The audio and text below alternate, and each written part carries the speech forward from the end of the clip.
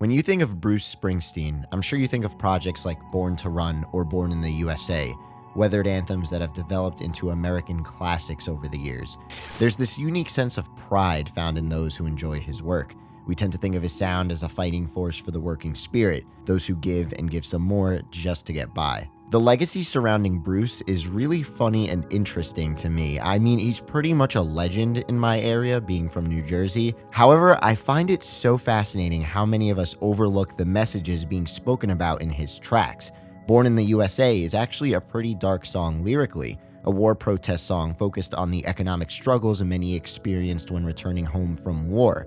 Yet, you'll usually find it blasting on the Bluetooth speaker at a barbecue, generally consumed as a party starter background track to a game of Flip Cup. Enter 1982's Nebraska, Bruce's sixth studio album, which is universally considered to be his most raw, dark, and personal album to date, focusing on the lives of real-world criminals, murderers, and the average Joe who just found their breaking point, those who feel empty, lost in the world, and are struggling to get by. An honest look on existential doom through 10 acoustic songs. Coming off of the massive double LP The River 2 years earlier, Nebraska saw Bruce record the songs as demos on a 4-track cassette recorder on January 3rd, 1982, giving the entire album a feeling as if you're sitting right next to him in a musty room. He intended to record the tracks with the E Street Band, but decided to record them on his own, which really gives the album its unique texture compared to the rest of his releases. Instead of grand performances and larger-than-life instrumentals, you'll pretty much only find Bruce, his guitar, and a harmonica on Nebraska. Instead of focusing on excitement and the rush of being mischievous in our youth and chasing happiness as seen in his previous albums, Nebraska goes in a completely different direction. The opening track, which is also titled Nebraska, takes on a first-person perspective, focusing on the true story of a man named Charles Starkweather who murdered 11 people in the late 1950s with his 14-year-old girlfriend at the time, Carly Ann Fugate. The song dives into themes of meaninglessness in the world, and those who resort to violence as a way to cope with whatever possible confusion they've experienced throughout their time here on Earth. Bruce pulls inspiration from American writer Mary Flannery O'Connor, whose 1953 short story of A Good Man Is Hard to Find bleeds its way through Bruce's lyrical narratives. Justifications into the mindset of a psychopath. The last line of the song states, "I guess there's just a meanness in this world," ripped from O'Connor's ending of A Good Man Is Hard to Find with, "It's nothing for you to do but enjoy the few minutes you got left the best way you can, by killing somebody or burning down his house or doing some other meanness to him. No pleasure, but meanness." The song revs up the start of the album with this blaring harmonica. It sonically feels like a 5 a.m. alarm clock starting off the work week.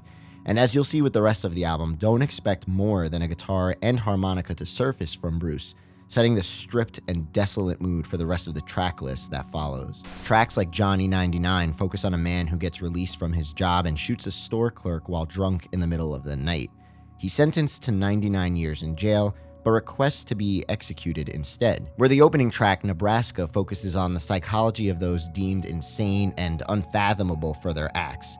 The bleak nature of events that take place in Johnny 99 paint a picture of an act purely done out of pain and unhappiness. It's utter despair in its purest form from a person who's just a regular person and loses their job. The track is based on a real-life incident from Mahwah, New Jersey in 1980. Storytelling brought to life through nothing but vocals, a guitar, and a harmonica once again, the audio design embodies a rundown side of the highway gas station. It all has this rusted and gritty sounds terrain, all further fueling this image of a tired, defeated individual acting out in violence as a result of life events. You question if you want to feel bad for him, or if he's just pure evil. Now, Judge, I got debts no honest man could pay. The bank was holding my mortgage and taking my house away.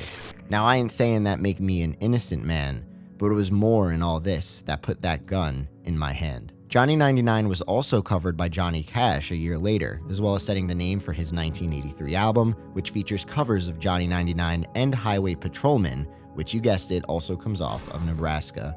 The track Atlantic City details a man looking to make ends meet in any way he can, someone down on their luck who would resort to illegal activities just to get out of the mundane and confined life of working a low-end honest job. It's just another track on here lyrically that I absolutely love.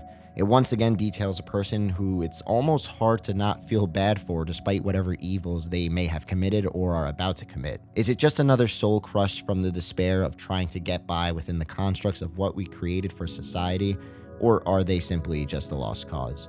A couple escaping to Atlantic City with a man seeking work in organized crime, Bruce details the decaying 70s and 80s of Atlantic City, a once thriving and successful resort town in South Jersey, which at the time aimed to introduce legalized gambling in order to help aid the city in remaining as a desired spot for people to visit. The song battles with the idea of uncertainty, the acknowledgement of one's faulty justification of their acts, and keeping the one you love sheltered in hopeful reminders, despite how hollow you know those reminders are deep down. Now, our luck may have died, and our love may be cold, but with you forever I'll stay. We're going out where the sand's turning to gold, so put on your stockings, baby, because the night's getting cold. Springsteen wrote and recorded these songs during his time living in a rental in Colts Neck, New Jersey. Doing everything on his own, there is a really strong sense of isolation and reflection in these works that you just don't find on many of his other releases. Yes, as mentioned earlier, Bruce has discussed darker themes before in his works, and there were even a couple recordings during the Nebraska sessions that found their way onto his next album, 1984's Born in the USA. But you won't find that same genuine richness as what you will find within Nebraska. Richness is such a weird term to use here when describing a piece of work that is basically very depressive in nature, but there's something so powerful here that just stands out from the rest. The cover from Nebraska and the singles that came off of it feature that cold black and white imagery with bold red titles, and it all perfectly captures the mood of Springsteen's creative process at the time. Nebraska is able to jump into different stories wonderfully, both those of fiction and reality, with in-between moments of maybe even romanticized accounts. The album is considered to be an absolute classic and must listen in the Bruce discography. And for those who really only know of him as that dude that has a couple of songs that come on the radio during the 4th of July or Santa Claus is coming to town when the holidays roll around, take the time to listen to this masterpiece in its entirety. Nebraska is a riveting look at the struggles of humanity that did not sell well at the time, further enhancing its legacy as being thematically lo-fi in every way possible, especially compared to the rest of Bruce's discography. It's a project that makes you feel grateful for maybe your problems not being as bad as they could be when comparing them to the characters in these songs, but Nebraska still has an ability to connect with you and understand those times where you just don't feel 100%. In a world where we're constantly told to stop worrying so much through inspirational social media posts, Nebraska takes the time to understand whatever you may be going through, no matter how serious it may actually be, and realizes that life is just hard sometimes for all of us. Simply put, it's brilliant and ironically therapeutic.